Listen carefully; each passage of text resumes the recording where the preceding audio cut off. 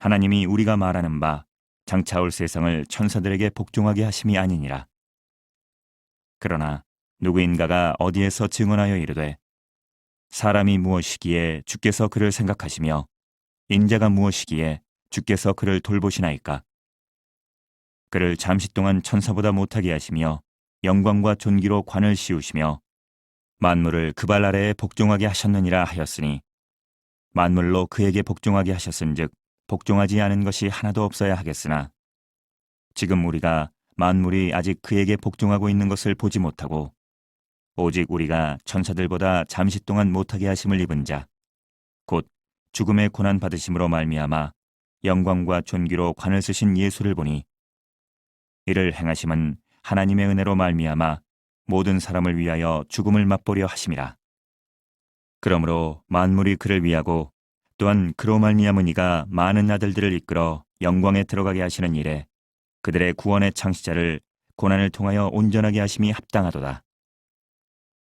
거룩하게 하시는 이와 거룩하게 함을 입은 자들이 다 한 근원에서 난지라.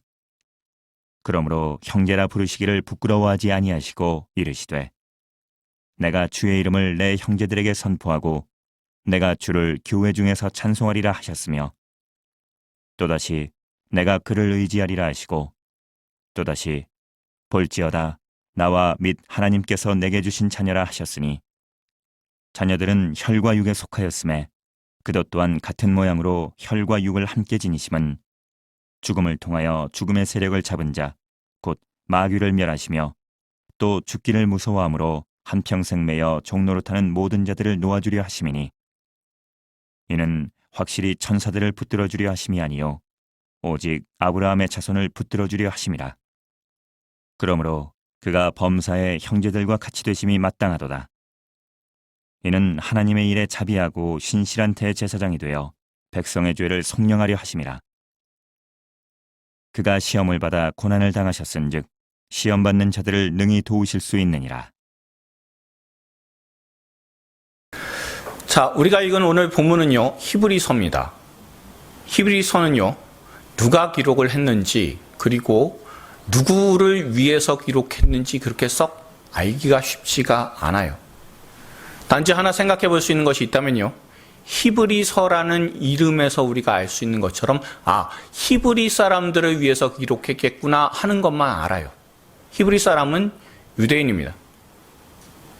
그런데 이 히브리서에 대해서 분위기를 알 수 있는 구절이 오늘 본문 바로 앞에 2장 1절에 등장을 하는데 우리가 한번 분위기를 확인하기 위해서 2장 1절의 말씀을 같이 한번 읽어볼 수 있길 바랍니다. 읽겠습니다.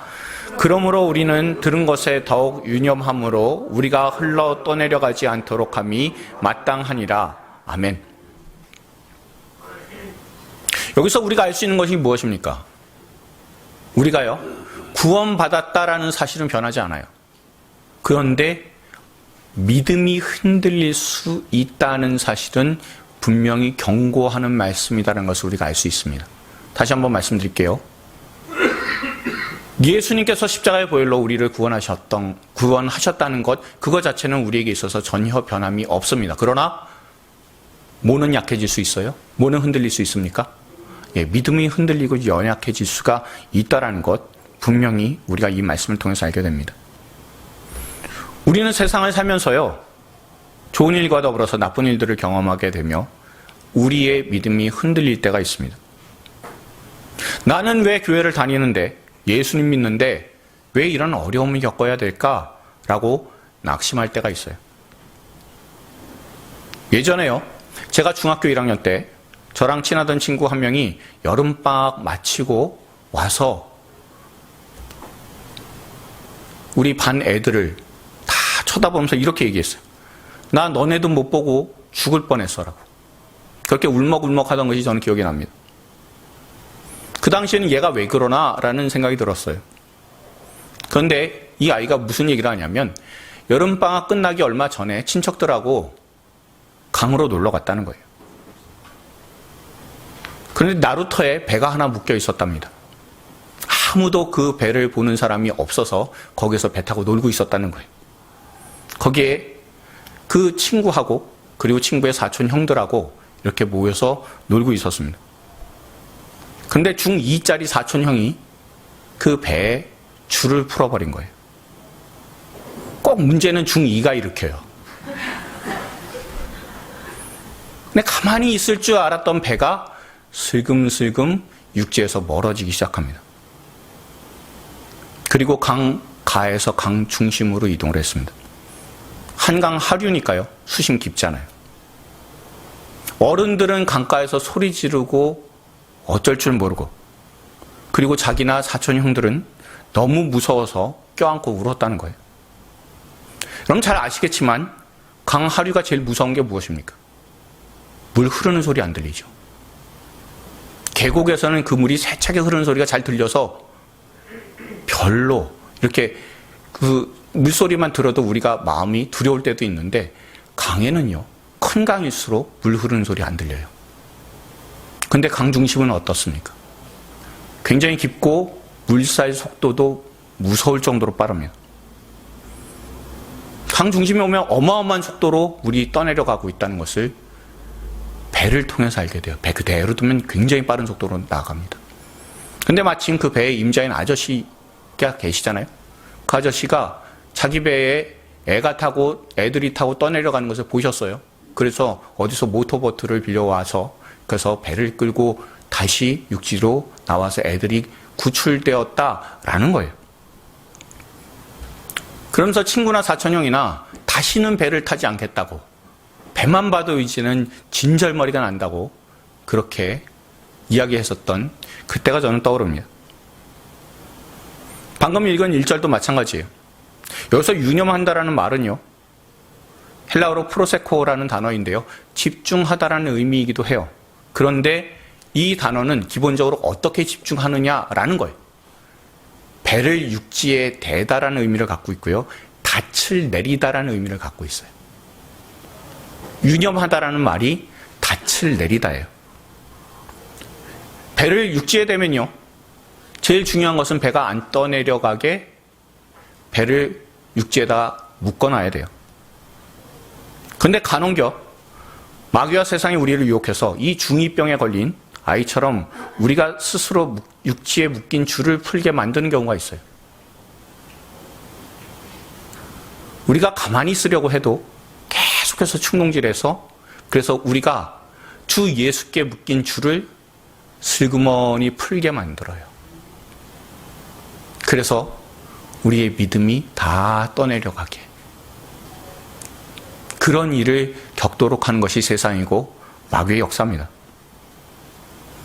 그런데 정말 중요한 것은요, 육지에다 이 배를 단단하게 묶어두는 것도 중요하지만 또 좋은 것은 무엇이 있습니까? 닻을 내리면 돼요.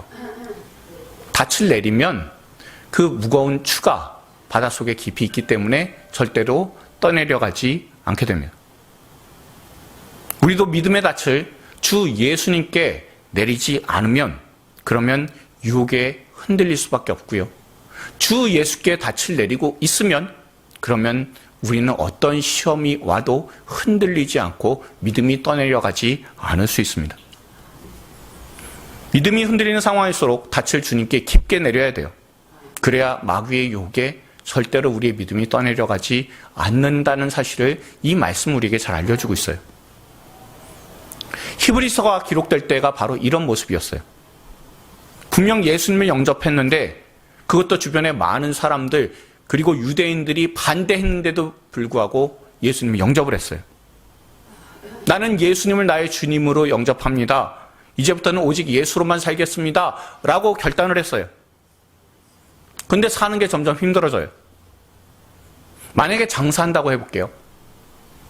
장사하는 사람이 예수님을 믿었습니다. 유대인이요.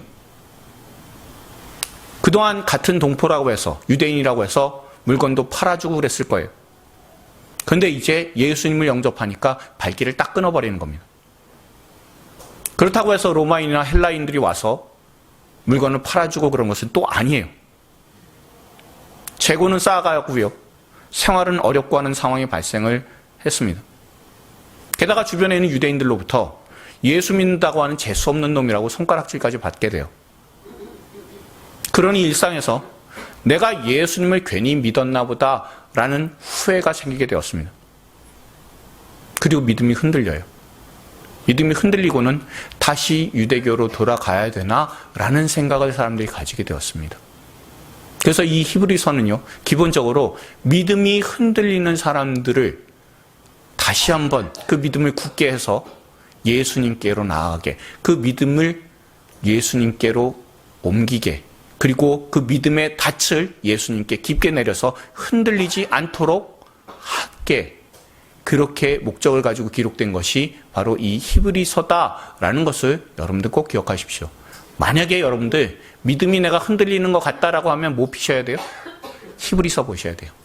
히브리서 보시면서 내 믿음이 흔들리는가 그렇지 않은가라는 것을 분명히 점검하고, 믿음이 흔들리고 있다면 다시 예수님께 내가 믿음의 닻을 깊게 내려야 되겠다라고 다짐하고 결단할 수 있는 저와 여러분이 다 될 수 있기를 바랍니다. 이런 히브리서의 전체적인 분위기를 우리가 생각을 하면서 오늘 본문 말씀을 잘 한번 묵상해 보시길 바랍니다.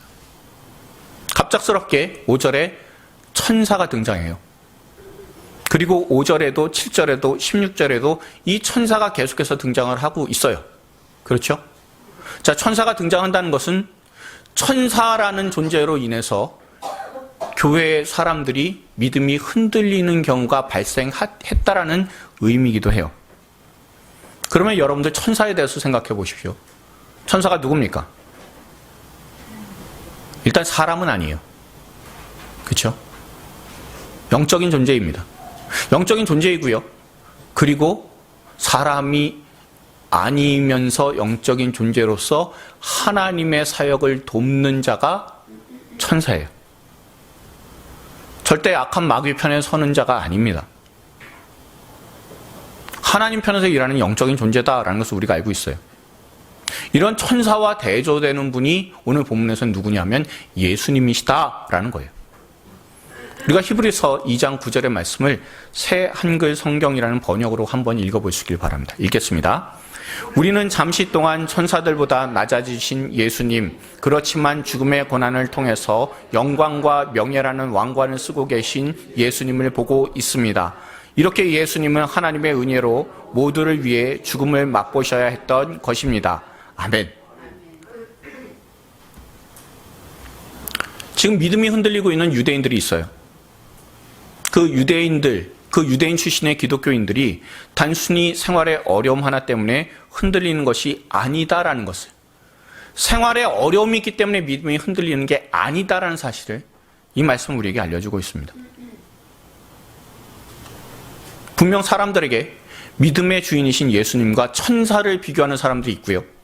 그리고 천사가 예수님보다 나은 것 아니냐고 하는 사람들이 믿음 흔들리는 기독교인들 주변에 있었다는 얘기예요. 그리고는 이렇게 얘기했을 겁니다. 천사가 죽는 거 봤냐고. 그런데 예수는 죽었지 않냐고. 그것도 고통스럽고 치욕스러운 십자가에서 죽은 거 아니냐고. 천사는 고통을 당하지도 않는다고. 그러니 예수라는 자는 천사보다도 못한 초라한 자가 아니냐고. 그런 천사보다도 못한 예수님을 믿는다고 하니 그러니 생활에서 어려움이 생길 수밖에 없지.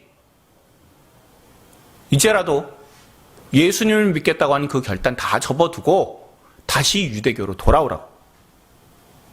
유대교에는 천사보다 더 위대하신 여호와 하나님이 계신다고.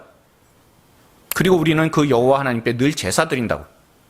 지금 눈에 안 보이고 있는 예수, 천사보다 못한 예수를 보지 말고 눈에 보이는 제사를 드리는 우리 유대교로 다시 돌아와라 라고 주변에 있는 사람들이 유혹하고 있는 상황이었습니다. 그런데 오늘 본문은 뭐라고 합니까? 예수님께서 십자가를 지실 정도로 초라해지신 것은 잠시 동안만이라고요. 그리고 십자가를 지신 것도 하나님의 백성을 구원하시고 도와주시기 위함이라고 우리에게 분명히 알려주고 있습니다. 그 초라한 십자가에 이뤄낸 것은 우리가 아는 것처럼 우리의 죄와 사망의 경관진을 완전히 깨뜨려서 우리가 구원을 받도록 새 생명을 얻도록 해주셨다는 것을 우리가 믿음으로 알고 있습니다. 유대인들은요, 늘 자기 자신을 구원해 줄 힘 있는 메시아를 기다렸습니다. 메시아가 오시면 자신들 위에 군림하고 있는 로마를 다 때려 부수고 다윗 왕 때처럼 세상을 호령하면서 다스리게 될 것이다라고 생각하고 살았어요. 그러니까 예수님, 십자가에서 죽으신 예수님에 대해서 인정을 못하는 겁니다. 이것을 우리의 삶에 적용해 보십시오. 우리도 예수님을 영접하면서 어떤 마음을 가지게 됩니까? 내가 교회에 출석해서 다른 사람들보다 복을 조금 더 받은 것이 좀 티가 났으면, 교회 출석해서 내가 좀 더 부유해지고 좀 더 건강해지고 내 자녀도 형통하게 되면 그거 참 좋을 것이다 라고 생각하게 돼요. 더 나아가서 우리 교회가 크게 부흥해서 건물도 으리으리하게 짓고 주차장과 교육관도 아주 넓고 남들이 부러워하고 그래서 알아봐주는 교회가 되고 나도 알아봐주는 교인이 되었으면 좋겠다라는 생각을 가지기도 합니다. 그런 마음을 가지고 히브리서가 기록될 당시에 살아갔었던 유대인들이나 지금 여기 산정목교회 우리 자신들을 생각해 보면 기대와는 정말 다른 현실을 우리가 겪고 있는 게 아니냐라는 거죠.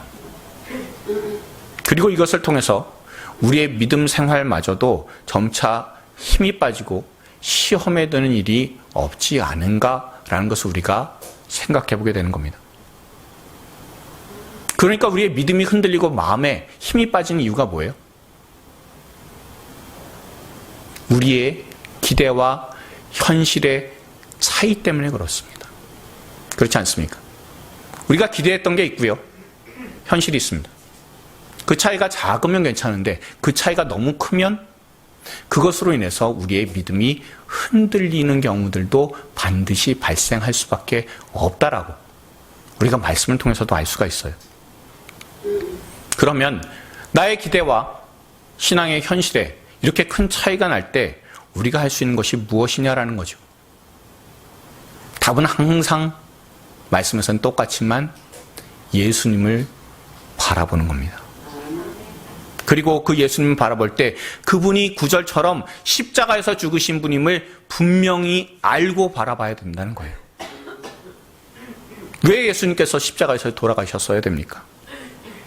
17절에 나오는 것처럼 형제들처럼, 다시 말하면 죄인인 사람처럼 되셔서 고난을 당하시고 백성의 죄를 용서하시기 위함입니다.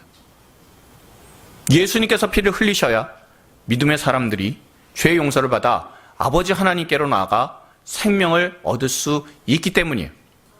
그래서 죄의 용서를 위해 고난당하셨다라는 것을 우리가 말씀을 통해서 분명히 알게 되는 거예요. 오늘 본문에서 강조되고 있는 단어가 천사이기도 하지만 더 중요한 것은 고난이라는 단어가 정말 자주 나오고 있어요. 히브리서 전체를 통해서 고난이라는 단어가 꽤 많이 나옵니다. 9절과 10절에도 고난 나오고요. 18절에도 고난이 나오고요. 이 고난은 우리 주 예수님께서 직접 당하신 고난이다라는 거예요. 예수님께서 고난 당하신 이유는요. 9절처럼 하나님의 은혜, 구속해 주시는 은총을 사람들에게 주시기 위함이고요. 10절에 구원받은 성도들이 영광, 곧 하나님의 나라에 들어가게 하도록 하기 위함이며 14절에서처럼 죽음의 세력을 잡은 자, 곧 마귀를 멸하시기 위함이다 라고 오늘 본문에서 우리에게 알려주고 있습니다. 그리고 15절, 16절에서처럼 죽음의 공포 속에서 살아가던 하나님의 백성을 해방시키시고 도와주시기 위함이고 또한 18절에서처럼 고난받는 모든 사람들을 도우시기 위함이다라는 거예요. 이런 놀라운 일들을 이루시기 위해 예수님께서는 자신보다 한참 아래인, 아니 비교할 수도 없던 천사보다 못한 모습으로 십자가에서 고난받는 그런 모습으로 잠깐 동안 그 모습이 변모하셨다라는 겁니다. 그러니 성자 하나님께서 고난을 받으셨다는 것이 얼마나 놀라운 신비냐라는 것을 우리가 말씀을 통해서 알게 됩니다. 최근에 저는 여러 가지 일들을 해야 되는 상황이 됐습니다. 이제 다다음 주인 11월 19일에 우리 교회가 최초로 새생명 전도 축제를 하게 돼요. 그리고 12월 16일에는 우리 교회 최초로 임직식과 은퇴식, 명예임직을 진행해야 되는 상황이 되었습니다. 그리고 11월이 우리 교회의 회기 말이에요. 그러니까 2023년 재정 결산하고 2024년 신년 예산도 계획해야 됩니다. 그런 가운데 주방에서의 운수가 콸콸 나오도록 그렇게 조치도 해야 되고요. 노방전도도 진행하고 전도 축제를 위한 새가족 선물도 알아보고 초대장하고 현수막 디자인도 해야 되는 상황입니다. 정말 바쁘게 모든 일들이 진행이 돼야 그리고 빠짐없이 해야 되는 상황이에요. 더욱 중요한 것은 공예배 때 하나님의 말씀 전하는 일도 성실하게 해야 되는 상황입니다. 최근 들어서 이렇게 많은 일들을 한꺼번에 해야 되는 것이 그게 부담스럽게 느껴진 적이 별로 없어요. 그렇지만 몸이 바쁘다라는 것은 사실상 어쩔 수 없습니다. 몸이 바쁘다 보면요, 마음의 여유도 없고 고난이라고 표현하면 좀 안 좋고요. 그냥 몸이 고되다 이 정도예요. 그런데 다행히 제 감정이 날카로워지지는 않는 거예요. 왜냐하면 이렇게 일을 한다는 것 그 자체가 저에게는 매우 감사한 일이기 때문에 그렇습니다. 제가 자주 말씀을 드리지만 저는 22개월 동안 강단을 떠나본 사람이에요. 그렇기 때문에 제가 주님의 몸된 교회를 위해서 내가 사용된다, 내가 무슨 일을 할 수 있다라는 것이 저에게는 너무나 축복이고 감사한 겁니다. 저도 인간이기 때문에 정신없이 일을 하다 보면 내가 너무 여유가 없는 게 아닐까? 이제는 좀 지치는 것 같다, 좀 쉬고 싶다라는 마음이 슬그머니 드는 때가 있습니다. 근데 그때마다요, 정말 사역하고 싶어도 하지 못했던 22개월의 시간이 제 머릿속에 싹 지나가는 거예요. 게다가 저는요, 우리 교회가 개척이 된 지 1년이 되지 않아서 코로나19의 시간을 보내면서 주일에 예배도 못 드리고 새벽에도 덩그러니 혼자 나와서 교회에서 강단만 응시했었던 그런 막막한 심정으로 기도하던 때가 저에게는 있습니다. 그래서 저는요, 내가 사역을 한다는 것, 하나님의 도구로 쓰임받는다라는 것 자체가 저한테는 정말 감사한 일이에요. 사역에 있어서 갈급한 때, 절박한 때를 제가 보내봤기 때문에 제가 목회할 수 있다는 사실과 제가 목회할 수 있는 교회가 있다는 사실이 저에게는 너무나 감사하고 기쁜 거예요. 그래서 마음속에요, 좀 쉬고 싶다라는 그런 생각이 들 때마다 하나님 주신 마음이 있어요. 그게 뭔지 아십니까? 너 이참에 아주 쉬게 해줄까? 라는 마음이 하나님으로부터 오는 것 같은 그런 때가 있습니다. 그러니 제가 교회를 떠나서 22개월 동안 힘든 일을 겪을 때, 아니면 지난 3년 가까이 코로나19의 그런 상황을 겪으면서 목회에 어려움을 겪었었던 일들이 저한테는 굉장히 큰 유익인 거예요. 저는 주님께서 이 땅에 오셔서 다양한 사역을 하실 때 얼마나 바쁘게 하셨는지 우리가 복음서를 통해서 다 알게 되잖아요. 조금이라도 쉬실 틈이 없으시니까 배로 잠깐 이동하는데 그때 깊은 잠이 드셨어야 됐어요. 그런데 그 잠마저도 어떻습니까? 제자들이 다 깨잖아요. 죽겠다고. 우리 이러다 다 멸망당한다고. 바다에 다 빠져 죽을 겁니다라고. 그 조금의 휴식 시간도, 그 주무시는 시간마저도 방해하잖아요. 주님께 있어서 귀신을 쫓아내시고 병든 자 치유하시고 말씀 하나하나 전하신 그런 모든 일상들을 생각해 보면요, 완전한 사람으로 오셨지만 그 예수님께서는 사람이시기 때문에 정말 피곤하고 고된 일상을 보내셨을 거예요. 우린 복음서 읽으면서 그런 생각하잖아요. 하나님이시라면 당연히 그 정도는 해주셔야 되는 것 아니냐라고. 우린 그렇게 생각할 때가 있습니다. 그러나 예수님께서는 완전한 하나님이시기도 하지만 완전한 사람이셨다라는 것을 기억해 보면 예수님께서 여러 가지 사역을 하셨던 것이 얼마나 몸에는 고된 일이었을까라는 것을 우리가 생각해 보게 합니다. 그런데 이런 일상의 피로보다 훨씬 더 무서운 고난이 무엇입니까? 십자가잖아요. 제가 아무리 22개월 동안 힘든 시간을 겪었다 할지라도 예수님의 십자가의 고난과는 절대 비교할 수가 없어요. 오직 하나님의 백성들이 죄로 인해서 비참한 죽음의 종로를 타지 않도록 하나님의 영광을 누릴 수 있도록 하기 위해서 예수님께서 죽음을 맛보셨다고 오늘 말씀을 통해서 우리에게 알려주신 거예요. 이 히브리서를 기록하신 그런 사람은 오늘 말씀들을 통해서 우리에게 이렇게 이야기를 들려주고 있습니다. 세상의 어떤 천사가 자기 백성을 위해서 고난당한 적이 있냐고. 세상의 어떤 천사가 죽음에서 종로를 타는 사람을 보고 슬퍼하고 아파하며 자신의 몸을 내어주기까지 헌신한 적이 있냐고. 천사가 죄인을 위해서 죽을 만큼 자기 백성을 사랑해 줄 수가 있냐고. 이 모든 것을 다 이루신 분이 바로 예수님이시라고. 그러니 그런 예수님을 바라보라고. 믿음이 흔들릴수록 더 예수님 바라봐야 된다라고. 오늘 이 말씀을 통해서 우리에게 분명히 권면하고 있습니다. 우리가 살아가면서 다양한 고난들을 만나게 돼요. 흔히들 사람의 삶에 대해서 생로병사라고 이야기를 하잖아요. 그런데 우리가 하늘나라 가기 위해서 정말 필요한 것이 무엇입니까? 이 땅에 태어나야 돼요. 그리고 반드시 죽어야만 됩니다. 그리고 죽을 때 우리는 나이 들고 병도 들어요. 우리는 우리 몸이 병들어서 예전만 못한 것, 나이 들어서 예전만 못한 것, 자꾸 예전만 못한 것만 생각하게 돼요. 그게 고난이라고 생각할 때가 있습니다. 그런데 병들어 늙어가는 것은 사실은 자연스러운 거예요.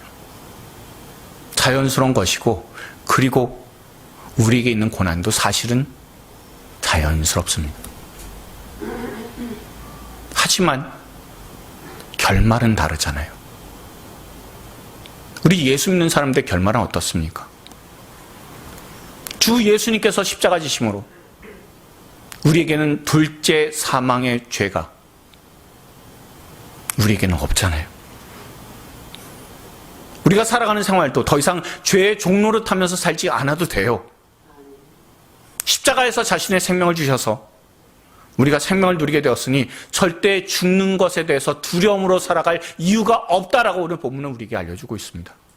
그러니 내가 아프다고 해서, 내가 슬프다고 해서, 내가 괴롭다고 해서, 내가 외롭다고 해서 그것이 절대 내 구원에 문제가 생긴 것이 아니다라는 것을 여러분들 꼭 기억하실 수 있길 바랍니다.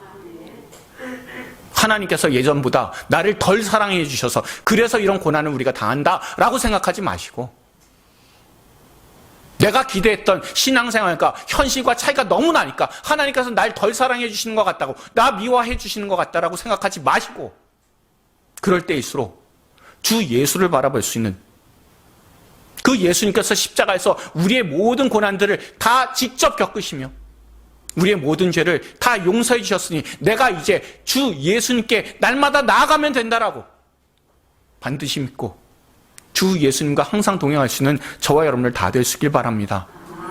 힘들수록, 유혹이 심할수록, 아플수록, 원망이 나올수록, 낙심될수록 우리 주 예수님만 더욱더 바라볼 수 있는 하나님의 신실한 백성들이 다 되기를 주님의 이름으로 축원드립니다. 또한 주님께서 우리를 위해서 이루신 십자가의 구원이 자신을 내어주신 고난을 당하신 것, 그것은 우리와 함께 하시기 위함이다라는 것을 오늘 본문에서 우리에게 너무나 잘 알려주고 있습니다. 우리가 오늘 본문 16절과 18절을요 다시 한번 세 번역으로 한번 읽어보도록 하겠습니다. 읽습니다. 사실 주님께서는 천사들을 도와주시는 것이 아니라 아브라함 자손들을 도와주십니다. 그는 몸소 시험을 받아서 고난을 당하셨으므로 시험을 받는 사람들을 도우실 수 있습니다. 아멘. 새 번역에서는 16절에 붙들어 주려 하심이다 라고 번역한 것을 도와주다 라고 번역했고요. 18절하고 똑같이 그냥 도와주다라고 번역을 했습니다. 근데 우리 개역개정이 사실 더 잘된 번역이긴 해요. 단어가 달라서 그래요. 그런데 굳이 똑같이 도와주다라고 번역한 이유가 있을 거예요. 붙들어주는 것이 돕다라는 의미를 가지고 있는 것이기도 하지만 이 돕다라는 그 단어는요, 도와주다라고 하는 이 단어는 그 사람의 인생에 직접 들어와서 직접적으로 몸소 도와줄 때 이 도와주다라는 단어를 써요.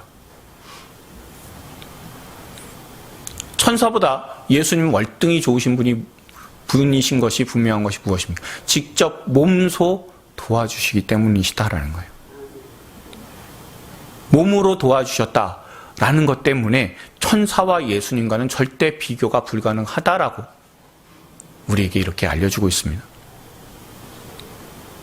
아까도 제가 제 경우를 들어서 말씀드린 것처럼 저는 제가 할 일이 있다는 것에 가장 큰 감사를 가지고 있고요. 가장 만족합니다. 그런데 저는 내가 할 일이 있다는 사실만으로 만족하는 것에서 그치지 않습니다. 만약 제가 할 일이 있는 것 때문에 만족하면서 생활한다면요, 저는 아마 일 중독자일 겁니다. 그런데 하나님께서는 최근에 새벽에 묵상한 말씀을 저한테 떠오르게 해주시는 거예요. 역대상 14장 2절 말씀을 우리가 한번 읽어보도록 하겠습니다. 읽습니다. 다윗이 여호와께서 자기를 이스라엘의 왕으로 삼으신 줄을 깨달았으니 이는 그의 백성 이스라엘을 위하여 그의 나라가 높이 들림을 받았음을 알미었더라. 아멘. 다윗이 왕이 됐어요. 근데 왕이 된 이유가 무엇인지 다윗이 깨달았다는 거예요. 다윗이 왕이 된 이유가 무엇입니까? 하나님의 영광을 드러내기 위해서고요. 또한 하나님께서 사랑하시는 백성들을 챙기기 위해서, 그래서 다윗 자신이 내가 왕이 되었구나라는 사실을 깨달았다는 거예요. 이 말씀에 저도 하나님께서 왜 저를 담임 목사로 세워주셨나라는 것을 다시 한번 깨닫게 됩니다. 제 노력과 제 수고가 아니라 하나님의 영광을 위해서 살 수 있는 그런 기회를 제게 주셨고, 하나님과 함께하는 사람들과 함께 살아가는 기쁨을 누리라고 저에게 이 귀한 사역을 맡겨주셨다는 것을 제가 이 말씀을 통해서 다시 한번 깨닫게 되었습니다. 저는 일이 있다라는 사실, 그것 하나만으로 만족하는 것이 아니라 여기에 여러분들과 함께 예배를 드릴 수 있다는 것, 그 자체로 만족하고 기뻐하게 됩니다. 이전 코로나19 시절에 교회에서 전혀 예배를 드리지 못한 그때에 또한 새벽에 아내하고 둘이서 나와서 기도를 드리게 되면 성도님들의 얼굴이 하나하나 다 떠올라요. 기도를 드리고 있으면 어느 성도님들이 어느 자리에 앉으시는지, 그리고 어떤 모습으로 기도를 하시고 어떤 모습으로 예배를 드리시고 있는지, 그게 자꾸 떠올랐어요. 함께 예배를 드리고 함께 기도를 드린다는 게 얼마나 소중한 게 것인지를 제가 그때 참 많이 경험을 했습니다. 그러다 보니 기도한다는 것 자체, 함께 예배 드리고 있다는 자체, 그렇게 함께 신앙생활을 함께 드리고 있다는 것 자체가 제게는 정말 소중한 순간이구나 라는 것을 다시 한번 깨닫게 되는 거예요. 우리 예수님에 대해서 한번 생각해 보십시오. 예수님 성자 하나님이세요. 그리고 홀로 영광 받으시기에 합당한 분이십니다. 그러면 예수님이 이 땅의 일에 대해서 관심 안 가지셔도 되시는 분이세요. 하늘의 보좌에서 죄인된 사람들의 죄만 심판하시면 되는 분이세요. 그런데 우리 예수님은 하나님의 백성들과 함께 하시기 위해 이 땅에 오셨고, 하나님의 백성들과 33년의 시간을 사시면서 사람들을 도와주셨어요. 그리고 십자가로 죄인인 우리를 확실히 돕고 구원해 주셨으며, 부활 승천하신 이후에도 성령을 보내주셔서 우리와 영으로 함께 하시며 우리를 도와주고 계세요. 이렇게 함께 해주시는 소중한 우리 예수님과 늘 동행하기 위해서 우리가 해야 될 것이 무엇이 있을까 생각해 보았습니다. 유명한 미국의 신학자인 라인홀드 니부어라는 분이 있어요. 이름이 생소하게 느껴지시는 분이 있으실 겁니다. 그런데 이분이 하나님께 드린 3가지 기도가 꽤 유명한 편이에요. 혹시 들어보셨을 수 있어요. 이 라인홀드 니부어라는 분의 3가지 기도를 우리가 한번 읽어보시길 바랍니다. 읽겠습니다. 주여, 제가 바꿀 수 없는 것을 받아들일 수 있도록 저에게 평안을 내려주소서. 주여, 제가 바꿀 수 있는 것은 바꿀 수 있는 용기를 주소서. 그리고 주여, 바꿀 수 있는 것과 없는 것을 분명히 구별할 수 있는 지혜를 주소서. 아멘.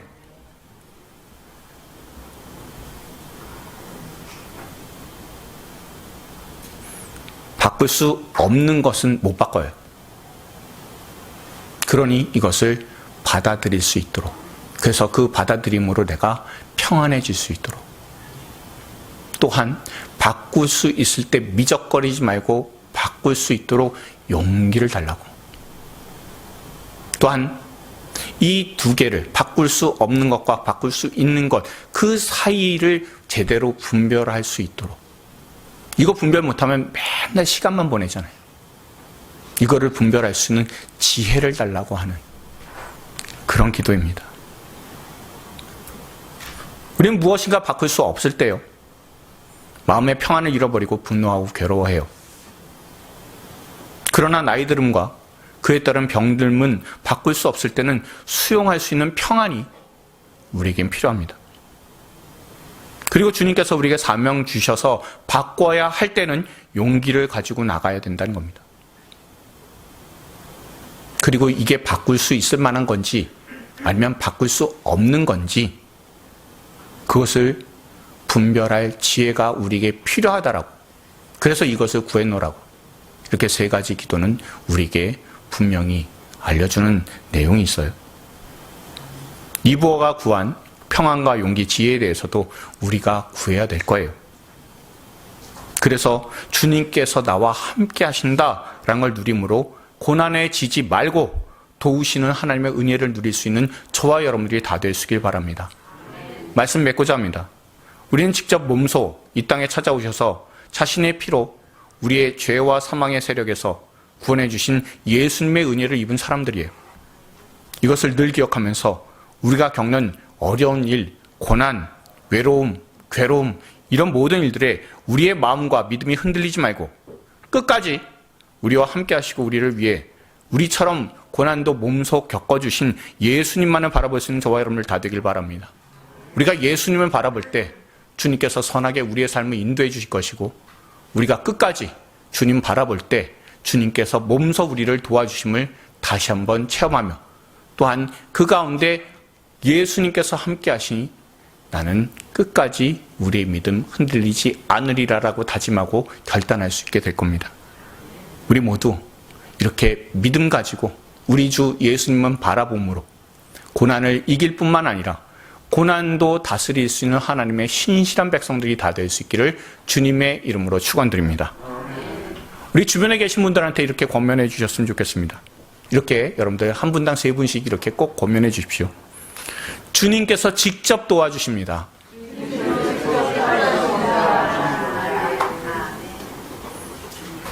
한 번만 더요. 주님께 평안과 용기와 지혜를 구합시다.